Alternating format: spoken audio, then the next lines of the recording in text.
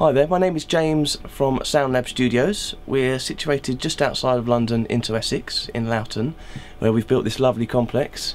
I've had a dream of building and running my own studio for many years, since cutting the teeth at Abbey Road Studios really. We were there for 5 years and it kind of gave us the dream and the desire to have my own place one day. So the beginning of the year, 2009, we started building. We found a site and we've built sort of this lovely design studio. We've had all sorts of music rolling through the doors, from grime, jazz, hip-hop, metal, rock pop, you name it, we've really had it. You have all sorts about these days. And an important part of the studio was obviously the equipment. We didn't have the biggest budget in the world. Obviously I did want a desk that sort of stretched for miles, but we came across the Allen and Heath iLive desk, and it's a huge desk in a small compact little sort of space really. I don't have any outboard gear, it's not really needed with the effects that I find on the desk. The reverbs, the compressors, the limiters, the EQ, it's all perfect and give a great sound really for everything I really need it to do. We record everything through interfaces. At the moment I've got an RME interface and a couple of Focusrites which slave off of the RME that go straight onto the Mac, where we run Logic 8 and Digital Performer 5. Everything is sort of made easy really. I've had to put in my own patch bay as well in the studio, so we can wire everything sort of around from room to room. It makes life a lot easier for reamping or for generally using all the rooms and all the space. Everything comes through to the iLive, and that's where it's all controlled. It's the centre and the hub of the studio really. And you were saying upstairs that you've kind of got a way of mixing down? A way of mixing down? Yeah, kind of a technique you use? Yeah, I found the best way of mixing down. I create a good mix, just a stereo mix sort of through the desk. My main way of mixing down is going out of the patch bay through to the finalizer. So I guess with my one piece of outboard gear, the finalizer just sort of shapes it, spreads stuff a little bit, a tiny bit of compression and limiting.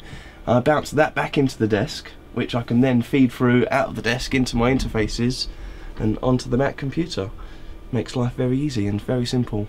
Cool. And what's the name of your studio? We're called SoundLab Studios, just situated outside of London into Essex, in a town called Loughton. Quite close to the tube as well, aren't you? Yeah, we're 5-minute walk from the tube and round the corner from the M11, and the M25 is not far away either, so it's good for a good location for people to come down really and spend the day. So apart from all your time you spent at Abbey Road learning that craft, I believe you were an A&R man for a while. Yeah, but we did 2 years work as an A&R coordinator at Atlantic Records, part of Warner Brothers, where we had to deal with some lovely managers and artists, if that exists, which was good fun. It helped me cut my teeth in the other side of the fence, if you like, the non-creative side of the music. And I believe you'd be giving some advice to bands that are closing deals on contracts and stuff. Yeah, but we have a lot of good local talent around here that we've had to record. Some of them have been getting different sorts of deals. We try and do everything under one roof really. I want bands to sort of leave with a finished product that they can go and take to labels and promoters, publishers, whoever really, and get the deal that they're after. Cool. And I think we were just saying outside, one band's maybe just closing down a deal now. So that's a nice thing, isn't it? Yeah, we have one band that seemed to have signed a deal to a label called Plastic Records. They're going to be coming in to finish off the album sort of over Christmas, we hope, which should hopefully get a release sometime early next year. The band is called 8th Hour, so watch out for them. Okay, will do. And where did you buy this mixer from? This mixer was through our good friend Andy Cooper at the PA Centre in London, in Denmark Street. He's provided most of the equipment in the studio really, from the PAs, or the desk, my interfaces, screens. He's a good man, just helped get a good price on everything for me. You know, I love the colour in here, I love the decor, because you really spent a lot of time on that, haven't you? Yes, yeah, we took a long time sort of choosing, debating over different colours. It's about sort of setting the right sort of mood. You can sort of be locked in away in a studio for, well, you can have a 24-hour session really sometimes, so it has to be a good vibe and right for the clients as well. Okay, well look, before we wrap up, do you want to give us a quick tour of the studio? Yeah, sure, I'll show you around a couple of the rooms. Okay. This is our main live room. This is probably the deadest sounding room in the building. It's best for vocal overdubs or overdubs of any sort really, but it's a big enough size that we can actually fit a live band in here. So you see we have the Gretsch kit set up in the corner, so you can sort of get a 4 or 5 piece band in here and track them live, if a lot of people like to do these days. Yeah, so we have everything from our bass trap walls, and of course the decor is a big part of it as well. And we have our acoustic sort of treatments in the ceiling, our sound boxes and acoustic baffles, which help sort of create a sweet spot all over the entire room. Studio 2, which is another live room. Open up our huge doors, which unfortunately are a necessity these days. Some of the loud bands that we have in here. Let's see what set this is in today. Yes, amps are plenty.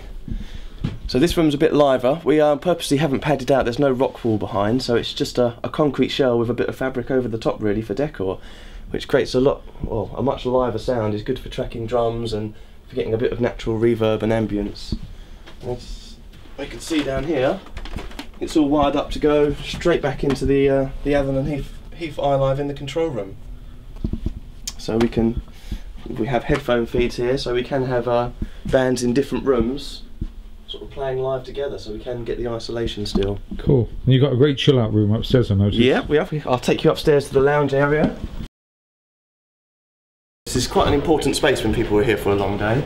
We have all sorts of artists normally sort of relaxing and chilling on the sofa, playing a bit of Xbox, watching a film, playing their records, and of course storage space as well for the amount of equipment we have here on both sides as well.